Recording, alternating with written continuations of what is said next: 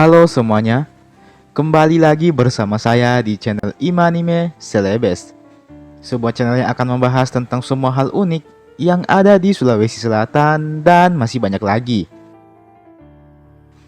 Di video kali ini, kita akan kembali melanjutkan serial Ila Galigo series, dan kali ini kita telah memasuki episode ke-10.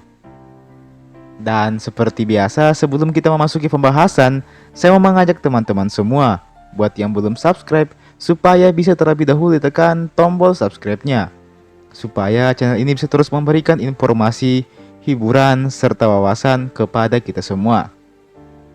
Oke, kalau sudah, langsung saja mari kita memasuki pembahasan. Inilah dia Ila Galigo series episode ke-10. Semenjak We Nyilik Timo datang ke bumi, Batara Guru kini telah kembali ke dirinya yang dulu. Dia tidak lagi dilanda rasa cemas ataupun risau, karena dia telah puas dengan apa yang dimilikinya saat ini. Tiap harinya kini dilanda dengan kebahagiaan. Batara Guru kemanapun selalu bergandengan tangan dengan We Nyilik Timo, persis kayak dua orang yang lagi bucin-bucinnya. Kehadiran We Nyilik Timo kini telah membuat Batara Guru menjadi lebih percaya diri sebagai seorang pemimpin di muka bumi. Suatu ketika Batara Guru hendak mengajak We Nyilik Timo untuk menemui sang penjaga sungai. Batara Guru ini ingin memperlihatkan bahwa putri dari kerajaan Pertiwi tidaklah seburuk apa yang penjaga sungai itu ceritakan.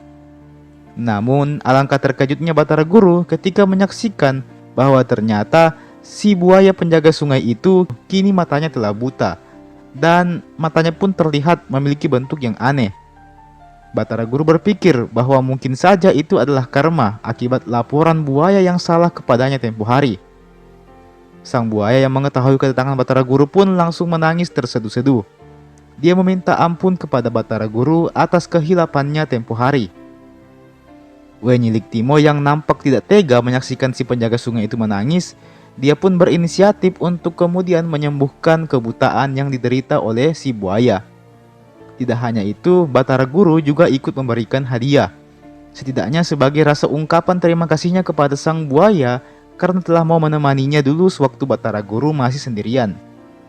Dan belakangan ini kita mengetahui bahwa ternyata tidak semua penduduk bumi mampu melihat dengan mata yang sama dengan yang di kerajaan Pertiwi.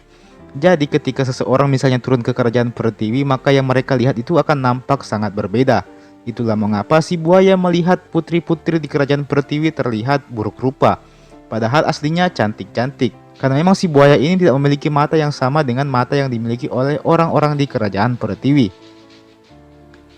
Selain itu, si buaya pun juga diberikan kekuatan oleh Batara Guru untuk sesekali bisa menjelma sebagai manusia. Sayangnya mata si buaya walaupun sudah tidak buta lagi, tapi tetap terlihat aneh bentuknya.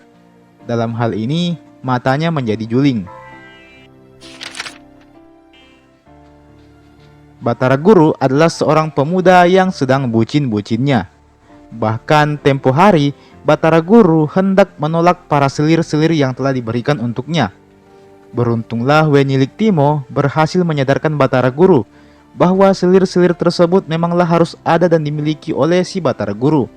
Selain agar Batara Guru dapat memiliki banyak anak dan keturunan, juga sebagai perawat yang akan memenuhi segala kebutuhan Batara Guru dan We Nyilik Timo. Untuk perkenalan, Batara Guru kini telah memiliki 5 orang selir dan 1 orang permaisuri. Di antara 5 selirnya itu, terdapat 3 yang dari kerajaan langit, yakni Apung Talaga, We Saung Nriuk, dan We Lelek Elung. Sedangkan 2 selir lainnya dari kerajaan Pertiwi, yakni Tenri Talunruk dan Apung Ritoja, yang aslinya masih sepupu juga dengan We Nyilik Timo sebagai permaisuri raja. 3 bulan telah berlalu. Batara Guru bersama dengan pasukannya sehari-harinya selalu menanam dan merawat tumbuh-tumbuhan yang ditanaminya. Sayur-sayuran dan buah-buahan pun tumbuh subur dan menjadi konsumsi sehari-hari anggota kerajaan. Selain itu, tumbuh pula lah jagung dan gandum yang sama suburnya. Namun, satu hal yang tak kunjung tumbuh adalah tanaman padi. Entah mengapa tanaman padi tidak kunjung tumbuh kala itu. Pada suatu hari, Wenyelik Timo membuka jendela dan menyaksikan pohon yang berbuah sangat lebat. Wenyelik Timo memerintahkan para pengawalnya untuk mengambilkan buah-buahan tersebut. Namun sang pengawal heran, bukankah pohon tersebut tidak ada buahnya? Karena tidak mau mengecewakan Tuan Putri, maka pergilah para pengawal tersebut untuk mengambil buah di pohon lain. Hal-hal aneh seperti itu pun kerap kali terjadi. Pernah juga Wenyelik Timo meminta air yang dilihatnya sangat segar. Namun aslinya, tidak ada air sama sekali di tempat itu. Lagi-lagi pengawal kerajaan masuk ke hutan dan mencarikan madu untuk Wenyelik Timo. Belakangan ini diduga bahwa Wenyelik Timo ini mungkin saja sedang mengandung dan dalam keadaan lagi ngidam. Karena itulah permintaannya aneh-aneh. Di satu sisi, terdapat kembali peristiwa aneh, di mana langit kembali menjadi mendung, padahal baru sesaat yang lalu langitnya sangat cerah. Langit tersebut perlahan-lahan menurunkan petir yang mengamuk-ngamuk, menjadikan siapapun yang mendengarnya akan sangat ketakutan. Dari langit kemudian diturunkanlah seorang Tomanurung. Dia adalah Puang Rilae-Lae. Dia adalah sang penjaga gunung yang nantinya akan ditempatkan di Gunung Latimojong. Bersama dengan Puang Rilae-Lae ini diturunkan juga beberapa orang bisu bersamanya. Bisu sendiri menurut Lagaligo adalah pemimpin agama dalam kepercayaan Bugis kuno, yang tugasnya adalah memimpin penyembahan ataupun acara-acara penyembahan lainnya kepada sang dewata Patotoe. Oke, mari kita kembali kepada Wenyelik Timo yang kabarnya sedang hamil ini. Ternyata kabar itu hanyalah gosip semata. Nyatanya, Wenyelik Timo tidaklah sedang mengandung. Meski begitu, yang ternyata sedang mengandung adalah selir Batara Guru, yakni We Saundriuk. Beliau mengandung selama 7 bulan, dan hanya 7 bulan saja beliau juga telah melahirkan. Maka lahirlah anak pertama Batara Guru, yang ternyata berjenis kelamin perempuan. Anak tersebut kemudian diberi nama We Odang Driuk. Semua penghuni istana sangat senang dengan kehadiran bayi tersebut. Sayangnya kebahagiaan tersebut tidaklah berlangsung lama.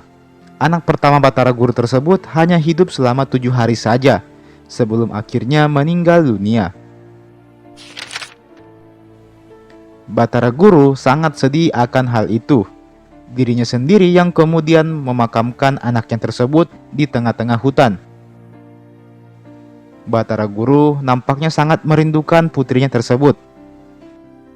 Setelah 3 hari meratap sedih di istana, Batara Guru pun akhirnya memutuskan untuk mengunjungi makam putrinya tersebut. Namun alangkah kagetnya dia ketika menyaksikan makam putrinya tersebut telah ditumbuhi oleh tanaman padi yang sudah matang. Padi tersebut nampak berwarna-warni, ada kuning, merah, biru, hitam, dan putih. Tidak hanya itu, ternyata di sekitar makam tersebut, yakni sebuah lembah dan bukit yang luas, juga telah subur ditumbuhi padi yang sama lebatnya. Batara Guru pun langsung bergetar sekaligus takjub dan terkesima dengan hal ini. Dan teman-teman, demikian dulu episode Ila Galigo yang ke-10. Kita akan lanjut ke episode ke-11 mungkin beberapa hari setelah video ini saya upload. Oke, stay tune terus di channel ini dan nantikan episode berikutnya.